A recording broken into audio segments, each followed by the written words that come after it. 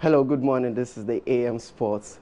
World title hopeful Patrick Allotey is looking forward to defending his title as he squares it off against Uganda's Badru Lusambya in a WO Africa Super Welterweight bout at the Bukom Boxing Arena on August 11. The orthodox Ghanaian boxer has been preparing in an earnest ahead of the Cabic big fight night. Here is a report by Asar Bediako.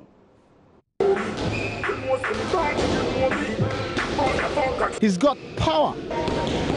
He's got stamina. He's focused on the big task that lies ahead. 15th in the World Boxing Organization's junior middleweight rankings, Ghana's Patrick Allotey is leaving no stone unturned as he prepares to lock horns with Uganda's Badru Lusambya in a WBO Africa Super Welterweight title bout at the Bukom Boxing Arena on August 11. Patrick Allotey is looking forward to defending the title he won earlier this year, but the 27-year-old Accra-born boxer who has secured 30 knockout wins out of 38 bouts is wary of the threat his opponent, nicknamed Mr. Crash, will pose. Yeah, he's a very strong and good, and also a southpaw. And like you hear people talking about, it's not an easy opponent for me at all, because every southpaw is very dangerous. The national boxing coach, Ofori Asari, is the trainer of Ghana's world title hopeful Patrick Allotey, and for the renowned trainer, the talented boxer who has lost only 3 times in his career will live up to expectation come August 11. We know that he needs to make himself proud as well as make his country proud. He has had opportunity for this management, which worked tirelessly to get him fights, to get him to the world ranking as well, so that he will be able to attract a very good fight. Cabic Promotions and Management are Patrick Allotey's promoters. Chief Executive Officer Ivan Buskujo reveals the rationale behind his decision to venture into boxing. Boxing is something that I really admire. And then again, I'm someone too that I'm much into sports. If I should say, I was once a character. And when I see boxers in the ring and lifting up the Ghana flag very high, I most of the time share good people when I feel those, when things like that goes on.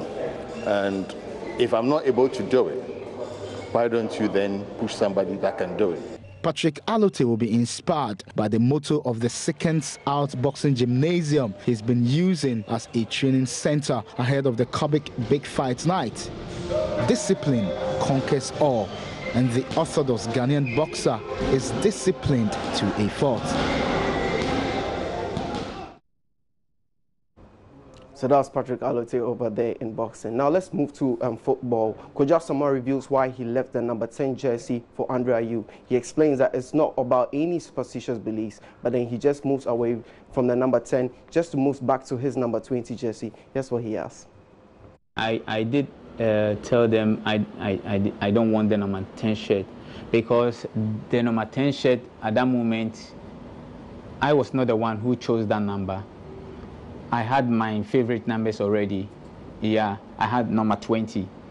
I had that number because when I started my career in Europe, that was the number I used, and that was the same number that made me who I am today.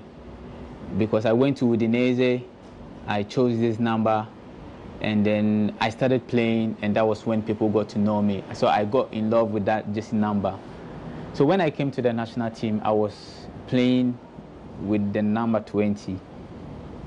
And then I remember when we had the African Cup of Nations 28 here in Ghana,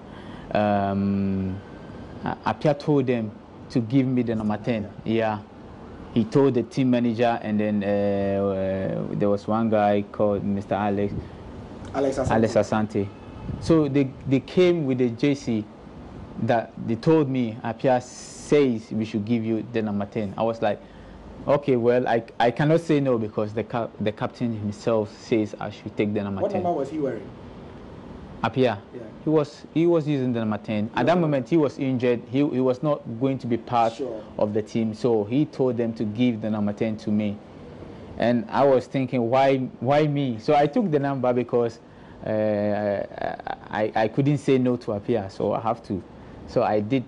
I took the number 10 jersey, and I was playing with the jersey for a very long time. And it got to a point I didn't have that feeling of wearing the jersey anymore. So I had to put it down and then put on my favorite jersey. That was when I asked for the number 20 again.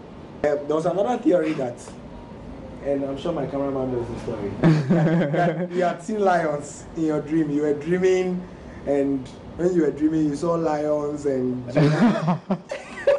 Oh my God.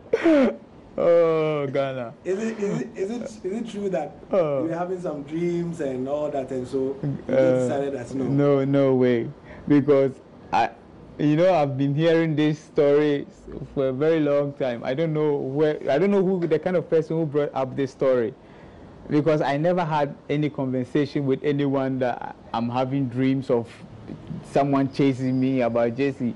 I don't know where that story came out from, but honestly, I'm making it clear I never had any dream like that. I just told them I don't want the Jesse anymore. I want to change. I want to take back my number 20. So it wasn't like someone was chasing me, because no. So that was Kuja Samuel there speaking to Gary Smith, talking about why he left his number 10 back to his number 20 jersey.